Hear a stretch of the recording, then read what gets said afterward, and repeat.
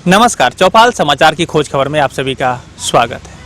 आज चौपाल समाचार की खोज खबर टीम पहुंची है मुजफ्फरपुर जिला के बोचहा विधानसभा क्षेत्र में, जहां पर हमारे साथ मौजूद हैं इसी विधानसभा क्षेत्र के निवासी और वर्तमान में जिला परिषद क्षेत्र संख्या 31 से जिला पार्षद रुदल राम जी। आप सभी ने जानते भी होंगे, बड़ी सक्रिय सामाजिक कार्यकर्ता रहे हैं और यह वर्तमान में CPI ML न्यू डेमोक्रेसी जो विंग्स है उसके माध्यम से यह विधानसभा में अपनी उम्मीदवारी रखने जा रहे हैं। आने वाले आगामी विधानसभा चुनाव 2020 में संभव है कि यह प्रत्याशी के रूप में आएंगे और लोगों के बीच जो अपनी बात है वो रखने का काम करेंगे। पहले भी बहुत सारे संघर्षों में इन्होंने काम किया है। अभी इनसे हम बात करेंगे तो आप जान लेंगे कि क्या कुछ इन्होंने किया है। कई सारे मुद्दों हैं जिस पर इन्होंने बात की है और वर्तमान में जो ये काम करने जा रहे हैं उसी पर भी हम बात करेंगे। अब दर्शकों को हम ये कहना चाहेंगे, यह कार्यक्रम अगले 10 से 15 मिनट का होगा। हम इसमें इनके विचारों को जानेंगे सबसे पहले, साथ ही साथ जो बोचहा विधानसभा क्षेत्र है वो इनके नज़र से क्या कुछ यहाँ समस्याएं हैं उस पर भी हम लोग बात करेंगे और समाधान क्या निकलने वाला है इस पर भी बात करेंगे। हम आप दर्शकों को ये कहना चाहेंगे, पहले भी मैंने कहा है कि यदि आपको भी कोई जानकारी चाहिए इनके माध्यम से या इनसे चाहिए तो ज़रूर कमेंट करें। आपके कमेंट का जवाब हम इनसे लेकर आप तक पहुँचाने का प्रयास करेंगे। साथ ही साथ यदि कोई सजेशन सुझाव भी देना चाहते हैं तब भी आप ज़रूर कमेंट करें। आपके कमेंटों का सुझाव, जो भी सुझाव आप देंगे हम इन तक पहुंचाने का प्रयास करेंगे। तो सबसे पहले रुदल जी, आपका बहुत बहुत स्वागत है मेरे इस कार्यक्रम में। जी आपको भी बहुत बहुत धन्यवाद। रुदल जी, अभी आप संभावना है कि विधानसभा में अभी आप उम्मीदवार के रूप में आएंगे, तो सबसे पहले हमारे दर्शकों को बताएं कि आपका जो जीवन का सफ़र रहा है वो कैसे कैसे आप यहाँ तक पहुँचे हैं सामाजिक जीवन में, वो एक बार बताएँ। देखिए, जहाँ तक मेरा सामाजिक जीवन में सफ़र का काटकल रहा है तो पिछले मैं 91 में 9वीं कक्षा में मैं पढ़ा करता था और मैं समाज में जो गरीबों का, कमज़ोर वर्गों का मैंने उत्पीड़न देखा, शोषण देखा, उनकी समस्याएं हमने देखी, तो मुझे लगा कि नहीं, ये बहुत गलत हो रहा है। यानी आज़ादी के बाद भी आज हर समस्याओं से ग्रसित हैं और हर तरह से प्रताड़ित आज हो रहे हैं। उन्हें सम्मानजनक जीवन जीने का हक भी समाज में नहीं मिल रहा है। और इसी बीच में जो CPI ML डेमोक्रेसी के साथी हैं, क्रांतिकारी संगठन के लोग हैं, तो कई क्रांतिकारी लोगों से संपर्क हमको हुआ और फिर संपर्क में आए और चीज़ों को समझे। और फिर मैंने समझा कि भाई, नौकरी करके या सरकारी सेवा में जाके हो या गैर सरकारी सेवा में जाकर भी हो, सिर्फ एक परिवार को बेहतर लाइफ दे सकते हैं, बेहतर स्थिति उसको प्रदान कर सकते हैं। लेकिन ये जो समाज का गरीब तबका है, समाज का शोषित तबका है, ये किसान है, मजदूर है, आम आदमी है, उनकी जो समस्याएं हैं, उनकी समस्याओं के लिए आवाज़ कैसे पहुंचेगी प्रशासन तक, सरकार तक कैसे पहुंचाई जाए, कैसे इनकी बात वहां तक पहुंची और लोग समस्या का इन पर ध्यान प्रशासन और सरकार की तरफ से कैसे जाए। और मैंने अपना इसको कर्तव्य समझ के और मैंने शुरू किया, कोई निस्वार्थ भाव से। कभी मैंने कल्पना नहीं किया कि हमको इस राजनीतिक जीवन में आकर के मुझे कोई किसी पद पर चले जाना है, ये मानसिकता लेकर के मुझे नाम कमाना है और नाम कमाने के बाद, पद लेने के बाद कभी हमें मौका मिले तो समानता जो लोग करते रहे हैं, जो पद मौका मिलने के बाद सब लोग अपने बाल बच्चे परिवार के लिए यथा संपत्ति अर्जित करके और फिर जनता से कोई मतलब नहीं होता, वो फिक्स हो जाते हैं और जनता हाशिए पर जैसी है वैसी रह जाती है। तो हमने ये कभी सोचा नहीं और हमको उसको अपने कर्तव्य के हिसाब से, मेरा जो मैं काम कर रहा हूँ ये कोई एहसान नहीं है, ये कर्तव्य है, समाज के प्रति, जनता के प्रति, लोगों के प्रति मेरा कर्तव्य है। और उसी कर्तव्य समझ के और मैं इसको काम करता हूँ, अपने विचारधारा के आधार पर मैं काम करता हूँ। चलिए, तो ये इन्होंने रुदल राम जी ने अपने जीवन का जो सफर बताया कि कैसे सामाजिक जीवन में आगे बढ़े, और इन्होंने जो आखिरी में अभी बात बताई है कि ये कर्तव्य मानकर करते हैं, एहसान नहीं करते। और मैं भी ये कहना चाहूँगा चौपाल समाचार के सभी दर्शकों से कि इन्होंने जो बात कही कि हमारा दायित्व है, हमारे समाज को बेहतर बनाने का जो दायित्व है उसका हम निर्वहन करते हैं और लगातार हम प्रयास कर रहे हैं, आगे भी करते रहेंगे। तो इसके लेकर आप लोग भी सोचें, समझें। और मैं भी ये जानता हूँ, चूँकि चौपाल से जितने भी लोग जुड़े हुए हैं सभी लोग सामाजिक हैं और सामाजिक दायित्वों का निर्वहन करने की जो बात है उसको बखूबी जानते होंगे। रुदल राम जी, मैं ये जानना चाह रहा हूँ आपसे, आपने तो सामाजिक बातें बताई, अभी तक जो चुनाव हुआ है विधानसभा, आपके 18 वर्ष के ऊपर जब आप थे, कितने बार आपने वोट दिया है, लोगों को विधायक बनाया होगा या वोट कितने बार दिया है, एक बार बताएं। देखिए मुख्य रूप से हम लोग कही कि आपको 95 के चुनाव से वोट करते हैं जी और वोट करते हैं 95 से करते हैं आपको। और उस समय से तो हम लोग जब भी मतदान हुए हैं, चार बार आपने दिया। मतदान हम लोग करते रहे हैं, चाहे वो संसदीय चुनाव हो या विधानसभा को हो, मैं करते रहा हूँ, किए हैं इस सवाल पर, करते रहे हैं। और लोगों से अपेक्षाएं इसीलिए सब लोग अपने मताधिकार का प्रयोग करते थे। हम लोग भी एक नागरिक के नाते, एक जिम्मेदार नागरिक के नाते या सामाजिक राजनीतिक कार्यकर्ता के नाते हमारी कर्तव्य थी और हम लोग करते रहे। इसी अपेक्षा के तहत कि चलो सरकार बनती है तो लोग की समस्याएं को लोग देखेंगे, आवाज़ उठाएंगे, उनकी समस्या के समाधान की दिशा में प्रगति होगी और मुझे भी अच्छा लगेगा। जी जी जी हम लोग तो रुदल जी, मैं आपसे जानना चाह रहा हूँ, आपने 95 में वोट दिया, फिर उसके बाद 10 में वोट दिया, फिर उसके बाद 15 में वोट दिया, 3 बार लगभग आपने वोट दिया। तो आप बताएं कि जो सोचकर आपने दिया था वोट, क्या वो जो विधायक बने पहले आपके नज़र में या जो भी नहीं भी बने, तो क्या आपके वोट का सदुपयोग हो पाया आपके क्षेत्र के विकास के लिए? आप पहले एक बार बताएं अपनी ईमानदारी से। देखिए मैं समझता हूँ कि वोट और चुनाव भी जनता के हित के लिए चुनाव होती है, जनता के लिए काम करने के लिए चुनाव होती है। तो लोगों की अपेक्षाएं तो जनता के जो समस्याएं हैं वो हल हो, उनकी दिशा में सरकार काम करे या वो स्थानीय विधायक उस दिशा में पहल कदमी करे। रुदल जी, सीधे सीधे बताएं आपको लेकर कि आपने क्या महसूस किया, क्योंकि सब विकास की सारी बातें पहले मैं जो जानना चाह रहा हूँ वो आपसे शुरू होती है और आप तक आती है। पहले आप बताएं, आपने जो सोचकर वोट दिया वो कैसा रहा? आपने जो सोचा उसके हिसाब से वोट पर जो दिया है वो फायदे में रहे? आप उसको जो सोच के दिया था वो मिला आपको क्या? देखिए वो तो बिल्कुल नहीं हो सका, वो तो नहीं हो सका, क्योंकि मैं जिनकी बात करता हूँ, जिनकी मैं समाज का जो मेहनत कश वर्ग है, जिनको ज़मीन मिलना चाहिए, भूमि सुधार कानून लागू होना चाहिए और भूमिहीनों को पुनर्वास होनी चाहिए, शिक्षा व्यवस्था बेहतर होनी चाहिए, स्वास्थ्य व्यवस्था बेहतर होनी चाहिए, जो उन गरीबों का संपर्क पथ है वो मिलनी चाहिए, बटाईदार किसान हैं उनको भी उनको लिए योजना बने और उनको भी इसका लाभ मिल सके। ये तो तमाम क्षेत्रों में मैंने देखा, गरीबों का वो बेहतर घर मिल सके, ये तमाम चीज़ें जो अपेक्षाएँ थी वो नहीं हुआ। तो आप क्या बता सकते हैं इसका कारण क्या था? एक व्यक्तिगत रूप में और सामाजिक रूप में भी आप सक्रिय रहे हैं, तो आप जान सकते हैं, आप बता सकते हैं कि क्या कुछ कारण रहा जिसके कारण ये चीज़ नहीं हो पाया? देखिए एक तो कुल मिलाकर के मैं समझता हूँ कि जी सरकार में गए तो सरकार की राजनीतिक इच्छा शक्ति काम करने की नहीं रही, ऐसे में रही। तो एक तो कुल सरकार की, और साथ साथ वो जो स्थानीय विधायक हैं जो निर्वाचित हुए, उन्होंने भी कभी इस सवाल पर कभी उन्होंने बातें नहीं किया सदन में, ताकि सरकार को नज़र में जा सके कि क्षेत्र की जनता की जो समस्याएं हैं जो वो गंभीर है, बुनियादी और मूलभूत हैं, जिससे वो वर्तमान में निरंतर वो रोज़मर्रे की ज़िंदगी में वो सामना कर रहे हैं, झेल रहे हैं, संघर्ष कर रहे हैं उस समस्याओं से, उसको कर सके।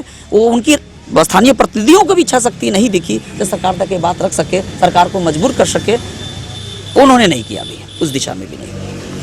तो क्या इन सब चीज़ों को लेकर ही आपने एक उम्मीदवार के रूप में आने का सोचा है, विधायक बनने का सोचा है? क्या कुछ कहना चाहेंगे? देखिए इस दिशा में वो एक तो बात है कि मैं व्यक्तिगत उस दिशा में मेरा कहना यह है कि तभी हमारी संगठन CPI-ML डेमोक्रेसी वो बिल्कुल जनता के लिए निरंतर, उनके हितों के लिए निरंतर संघर्ष करती रहती है। और एक सामान्य कार्यकर्ता मैं मानता हूँ, ठीक है, वर्तमान में जिला परिषद हैं और समाज ने मुझे सम्मान दिया जिला परिषद के रूप में, और मैं समझता हूँ कि मानना है कि जनता की जो समस्याएं हैं, चाहे गरीब भूमिहीनों का पुनर्वास का सवाल, गरीबों के टोले में संपर्क पथ आज भी आज़ादी के बाद नहीं हो पाया वो सवाल, उन बटाईदार किसानों का सवाल, भूमि सुधार कानून लागू हो सके वो सवाल। सरकार ने पिछले दिनों घोषणा की थी कि हम गरीबों को 3 डिसमिल ज़मीन देंगे। हमने अपने जिला परिषद सदन से लेकर के और बाहर भी संगठन के नेतृत्व में आंदोलन किए और 2017 में चिट्ठी आई कि अब भूमिहीनों को 5 डिसमिल मिलेगा। ये हमारी लड़ाई थी, सरकार 3 कही थी, हम लोगों ने कहा कि नहीं ये 5 होनी चाहिए, हमारी संगठन बोली और हम व्यक्तिगत रूप से जिला परिषद के रूप में उठाए और संगठन हमारी यहाँ आंदोलन की और वो चिट्ठी भी आई, लेकिन वो भी नहीं मिल पाया। और जो भी किसानों का लाभकारी मूल्य है वो मिल सके, किसानों का जो मुफ्त खेती के लिए बिजली मिल सके, क्योंकि आज हमारा जो पूरा इलाका कहीं कि वो एक कृषि से क्षेत्र से जुड़ा, ऐसा यहाँ कोई उस तरह के उद्योग धंधे ऐसा कुछ नहीं है जो रोजगार वहाँ मिल सके। तो ये सब जो किसानों का सवाल है उनको उचित लाभ मिल सके, किसानों की फसलें जो मिनिमम सपोर्ट प्राइस पर उसको मिले, है ना, और वो चीज़ें उनको यहीं उसके लिए ये बन सके, उनका बाजार व्यवस्था यही हो, यानी कि उसका सरकारी जो खरीद हर पंचायत के स्तर पर किया जा सके, उनको मिल सके, उनकी हितों की रक्षा किया जा सके।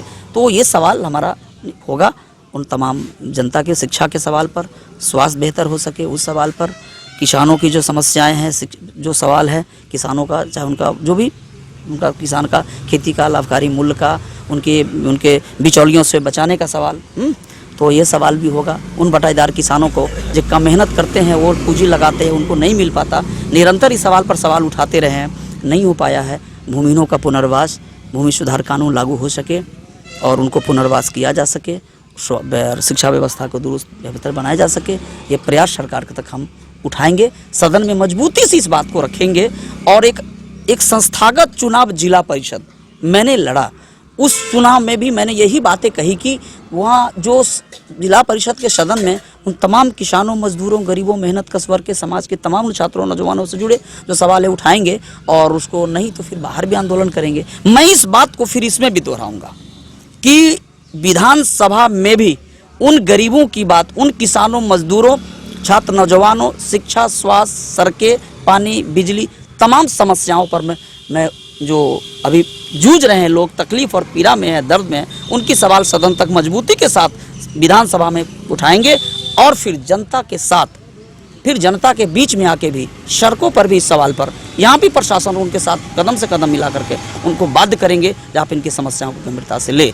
और दूसरी बात, एक और बात कहना चाहेंगे, पिछले दिनों भी मैंने कभी भ्रष्टाचार का हिस्सा नहीं बना, मैंने इसके खिलाफ निरंतर आंदोलन संघर्ष किया हूँ और विधानसभा जाने के बाद भी मैं उसको दोहराने का काम करेंगे और उसके खिलाफ निरंतर उसके खिलाफ आवाज़ उठाए हैं, संघर्ष करेंगे और जनता के साथ कदम से कदम मिलाकर, मुझे चटैया में बैठना पड़े, मुझे मिट्टी में बैठना पड़े, तब भी मैं बैठूंगा उनके साथ। जो मेरे विचार है, जो आज तक मैंने किया है, क्योंकि नैतिक रूप से झूठ बोलना मेरे लिए दिक्कत है, इसीलिए मैं आत्मबल का मजबूत हूँ, क्योंकि हम नैतिक रूप से आज तक मैंने नोट किया है, इसलिए आवाज़ में मेरी ताकत है। और जो भी मैं था, जो भी मैंने काम किया है, जैसे अब कुछ उपलब्धियाँ भी मेरी रही हैं, मैंने संघर्ष किया है, कई विद्यालय सब है, जैसे डुमरी विद्यालय हुआ, उसका अपग्रेड करके हाई स्कूल का सवाल था, वो भी हो गया। मनकहर किस पंचायत का था, वो अपग्रेड करके वो भी हाई स्कूल हुआ। हम लोगों ने कहा कि शौचालय निर्माण की राशि उन्हें आधी राशि दिया जाए, वो भी संघर्ष कर रहे थे, वो भी आगे आ गई है। ये हो साथ साथ एक और जो गंभीर बात है, जो बड़ी दुखद चिंता की बात है, जो वो कही कि हमारे जो गरीब हैं, जिनको पेंशन का लाभ मिलता है, वो पेंशन का लाभ जो आज भी बहुत से लोग आशा में वो गुजर जा रहे हैं, उनकी मृत्यु हो जा रही है और उनको अभी भी लोग बाट जो रहे हैं, जब मिलेगा खाता पर राशि आएगा। ये गंभीर विषय है, इस पर मैंने विस्तार से चर्चा इस विषय पर करेंगे। तो हम दर्शकों को ये कहना चाहेंगे कि अभी हम बात कर रहे हैं रुद्रराम जी से, जो कि बोचहा विधानसभा क्षेत्र 91 में अभी प्रत्याशी के रूप में अपना नामांकन देने वाले हैं और साथ ही साथ समाज के विषय पर ये क्या सोच रहे हैं, इन्हीं विषय पर हम बात कर रहे हैं। अब दर्शकों से भी कहेंगे कि इन्होंने जो बातें कही है वो ज़रूर अपने स्तर से भी सोचें, समझें और अपने विचारों को कमेंट के माध्यम से ज़रूर हमें सूचित करें, तब जाकर बहुत अच्छा लगेगा। जी ज़रूर। मैं आपसे और प्रश्न पूछना चाहता हूं, लेकिन दर्शकों से मैं बात कर लूं, इसीलिए मैं उनको बता दूं कि अभी जो हम बात कर रहे हैं, आप दर्शकों को मैं बार बार कह रहा हूं कि ये सामाजिक कार्यक्रम है। मैं इस कार्यक्रम के माध्यम से समाज की उस ग्राउंड की रिपोर्टिंग आप तक पहुँचाने का प्रयास कर रहा हूँ, जहाँ से विकास होना है, जहाँ विकास होगा और जहाँ विकास करने के लिए लोग प्रयास कर रहे हैं। हम उन्हीं में से एक मान रहे हैं यहाँ पर रुद्रराम जी को, और उन्हीं से इसके लिए हम इनसे बात कर रहे हैं। रुद्रराम जी, आप मुझे ये बताएं कि अभी तक जो आपने बातें बताई, इस तरह की समस्या है, तो बहुत सारे उम्मीदवार आएंगे इस विधानसभा चुनाव में, मुझे ऐसी संभावना है, क्योंकि लोकतंत्र की खूबसूरती है, विभिन्न लोग यहाँ पर आते हैं और उसमें से जनता एक चुनती है प्रतिनिधि को। तो आप मुझे बताएं, आप ही इसका निदान निकाल पाएंगे, ऐसा कैसे लगता है? बहुत सारे लोग हैं, तो वो दूसरे क्यों नहीं? आप मतलब अभी मेरा कहना ये नहीं, आपको मैं मना कर रहा हूँ, लेकिन मेरा कहना ये है कि आप बेहतर हैं तो क्यों हैं? आपको लोग जो भरोसा करें, आप पर करें, तो कैसे करें, इस पर एक बार हमारे दर्शकों को बताएं। भरोसा इसलिए करें कि आज तक मैंने 15 साल की उम्र से मैंने वो आंदोलन किया और संघर्ष करते रहे। कभी मैंने पीछे मुड़ के मैंने नहीं देखा, और लगातार उनके साथ खड़े रहे और संघर्ष करते रहे। मैं लोगों को देखता हूं, जो चुनाव में लोग आते हैं, चुनाव में लोगों की समस्या पर खूब चर्चा करते हैं, घरेलू आंसू बहाते हैं, बहुत बात बोलते हैं, अच्छी बातें, बहुत सारी जितनी भी बातें हो, पूरा साहित्य और कविताएं अच्छी, मतलब कभी वो कहीं की पूरा वीर रस की कविता और बिल लिख डालते हैं इलेक्शन में, लेकिन इलेक्शन के बाद वो वीर रस की कविताएं ख़त्म हो जाती है और फिर वो क्या कहिए कि वो बिल्कुल हाशिए पर चले, उनकी भी कविता हाशिए पर चली जाती है और खुद भी हाशिए पर वो चले जाते हैं, तब फिर इलेक्शन पर ही मतलब होता है। मैं ये कहना चाहूँगी मुझे चुनना इसलिए उनसे मैं क्षेत्र की जनता से अपील करते हैं, उन्हें बोचहा की जनता से सादर निवेदन करते हैं कि मुझे इसलिए चुनना, मैं अपील कर रहा हूँ जब चुने कि मैं आपके साथ आपके विश्वास और भरोसों को टूटने नहीं देंगे, आपके साथ बिल्कुल खड़ा रहेंगे, एकदम जो बोल रहे हैं आपके साथ। मैं चटिया पर बैठ करके, मिट्टी में बैठ करके, मुझे कोई दिक्कत नहीं है कि मैं उन्हीं लोगों का नेतृत्व करता हूं, मुझे कोई दिक्कत नहीं है। मुझे रह करके आपके बीच रह के हम काम करते रहे हैं और ये बात करेंगे, आपके लिए आवाज़ उठाएंगे, संघर्ष करेंगे, आपके दुख के साथ ही रहेंगे, क्योंकि हम रहेंगे, ये मैं विश्वास के साथ कहता हूँ। तो ये एक जो वादा कर रहे हैं रुद्रलाल जी, तो इस पर भी आप सभी को ध्यान देने की बात है कि क्या कुछ कह रहे हैं और क्या पहले इन्होंने किया है। मैं आप दर्शकों को सीधा कहना चाहूँगा, आपके बीच ये जो भी पहले से रहे हैं, जो भी रहे, अपने विचार से ज़रूर उसको आके समझें और फिर आगे काम करें। मैं तो इनसे बस एक जो औपचारिक जो बातचीत होती है उसके माध्यम से जानने का प्रयास कर रहा हूँ, क्या होगा वो तो भविष्य के घर में है, वो बताएगा। रुद्रलाल जी, मुझे आप ये बताएं आखिरी में कि अभी जो समस्या दिख रही है और उसका जो निदान है उसको सबको आपने आंका होगा जी।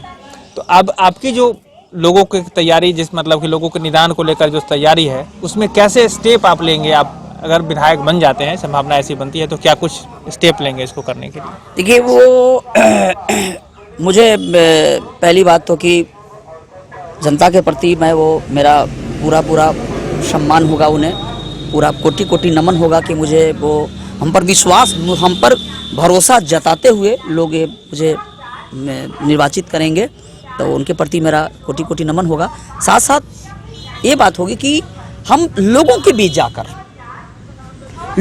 स्वयं लोगों के बीच जाकर उनकी समस्याओं को कलेक्ट करेंगे, उनकी समस्याओं को सुनेंगे और उनकी समस्याओं को सूत्रबद्ध करेंगे, और ये जो सरकार से मामला होगा वो सरकार तक जाएगी। जो समस्या प्रशासनिक संबंधित विभाग के संबंधित समस्याएं संबंधित विभाग के पदाधिकारी के स्तर पर हल हो जाएगी, तो वहां तक उसको ले जाएंगे। और चाहे वो ले जाने के बाद यदि संबंधित विभाग के पदाधिकारी यदि उसको निगेटिव लेते हैं, उदासीन होते हैं, तो फिर उसी जनता के बीच फिर जाकर संघर्ष भी करेंगे। ये मुझे इस बात का कभी परवाह नहीं रहा। हम कभी नहीं, जैसे पंचायती राज में सामान्यता मानते हैं, हम सरकार के अंग हो गए हैं। सरकार गलत भी कर रही है तो हम सुनेंगे, प्रशासन गलत भी कर रही है तो हम एक शब्द उनकी आलोचना नहीं करेंगे। मैंने जिला परिषद में मैंने ऐसा किया है। हम सरकार का अंग नहीं मानते हैं, हम जनता के प्रतिनिधि हैं। हम सरकार के अंग नहीं हैं, बल्कि हम मतदाता के, समाज के, जनता का अंग है। हम ये मान के चलते हैं और मैंने यही किया है। तो सदन में भी ले जाएंगे उठाकर, जो भी संबंधित विभाग के पदाधिकारी जनता की समस्याएं, हमारे द्वारा एक माननीय वहाँ उस क्षेत्र के विधायक हैं और हम उनकी समस्याएं जो उनसे ही हल हो सकती है, उन्होंने नहीं किया, ये सवाल पर सदन में भी हम ले जाएंगे और वहाँ भी उनके खिलाफ बिल्कुल ये बस मजबूती से इस बात को रखेंगे। जब मुझे किसी वरीय पदाधिकारी नाराज हो जाए, मेरे खिलाफ एमएलए क्वेश्चन कर दे रहे हैं, तो भाई आप बैठे किसके लिए हैं? जनता के मोटी जो गाड़ी कमाई मिलती किस बात के लिए है? सिर्फ एसी गाड़ियों में, महंगी गाड़ियों में और पूरा ठाट बाट गल तो नहीं है। ये तो जनता के सर पर, जिसको जनता के सर पर झोपड़ी नहीं है, एक फटा कपड़ा पहन के चलते हैं और उनके टैक्स से आपको तनख्वाह मिलता हो और आप ऐशो आराम की जिंदगी जीते हो और उनकी समस्या आप ना देखें और उसका जीता हुआ एमएलए आपकी समस्याएं सदन में क्वेश्चन ना करे और आपसे बात ना उठाए, ये कैसे हो सकता है? ये संभव नहीं होगा और मैं इसको करूंगा, उसी दिशा में काम करेंगे। तो आपका बहुत बहुत धन्यवाद। आपने अपनी बातें बताई है, मेरे दर्शक भी समझ रहे होंगे कि इन्होंने क्या बातें कही हैं और आगे भी इसी तरह की जानकारी मैं आप दर्शकों से बार बार कहता हूं कि आप प्रश्न पूछें। मुझे काम करने में बड़ा मज़ा आता है, जब आप कोई प्रश्न पूछते हैं तो मुझे मज़ा आता है उसका सॉल्यूशन निकालने में, उसकी जानकारी आप तक पहुंचाने में। तो आगे भी जो भी कुछ जानकारी प्राप्त करनी है उसके लिए ज़रूर कमेंट करें, हम आपके साथ हैं और हम आपके द्वारा पूछे गए प्रश्नों का जवाब इनसे लेकर, इस विधानसभा क्षेत्र की जनता से लेकर आप तक पहुँचाने का प्रयास करेंगे। अभी जो विधानसभा चुनाव 2020 में मैं आप सभी मतदाता जो भी हैं इस क्षेत्र के, मैं उनसे ये अपील करना चाहूँगा कि अपने मत का प्रयोग जरूर करें और अपने हिसाब से करें, सोच कर समझ कर, जो व्यवस्थित हो, जो लगे कि हाँ ये हमारे लिए काम करें, उन्हीं को वोट दें। और मुझे ऐसा लगता है कि जब आप अपने मत का प्रयोग सही से करेंगे तो ज़रूर विधानसभा चुनाव जो भी है 2020 आपके सामने है, जिसमें आपको चुनना है विधायक, आपको बनानी है सरकार, उसमें ज़रूर आपको बेहतर सरकार मिलेगी और आपका सभी समस्याओं का निदान निकलेगा। आखिरी में आप अपनी इस क्षेत्र की जनता को क्या कुछ संदेश देना चाहेंगे वो बताएं। देखिए, अंत में मैं अपनी क्षेत्र की जनता से उन्हें सादर निवेदन करते हुए उनसे अपील करेंगे, उनसे आह्वान करेंगे कि ये चुनाव समाज के लिए हो रहा है, आपके लिए हो रहा है, व्यक्ति के लिए चुनाव नहीं हो रहा है। किसी व्यक्ति को हरा देना और इस व्यक्ति को जिता देना, उस गठबंधन को हरा देना और उस गठबंधन को जिता देना, ये नहीं है सवाल। व्यक्ति से जुड़ा किसी गठबंधन से नहीं, आपके हित का चुनाव हो रहा है। तो मैं उनसे अपील करना चाहूँगा, कहना चाहेंगे कि हमारे ऐसी नहीं है, हम सीखने वाले लोग हैं, हम सीखते हैं, हम अपने आप को मानते हैं, हम सीखने वाले लोग हैं। और उसी तमाम क्षेत्र की जो जनता, माँ है, बहनें हैं, हमारे बुद्धिजीवी हैं, हमारे बुजुर्ग हैं, हमारे अभिभावक हैं, उन सबसे मैं सीखने वाले लोग हूँ।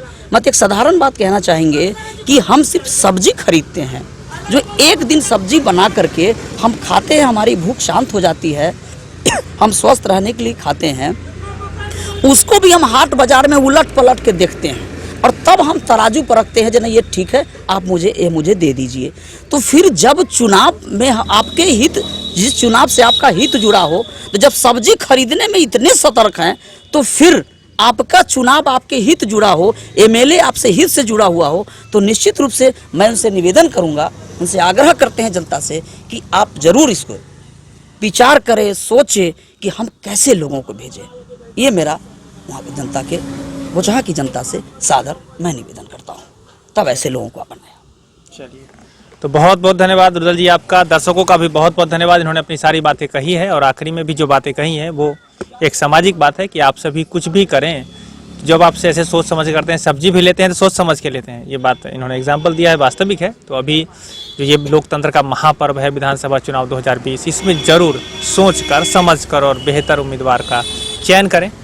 लगता है कि आगे जो आप लोग करेंगे वो बेहतर ही करेंगे और इससे चूँकि आप जैसा चुनेंगे वैसे ही लोगों को मिलेगा।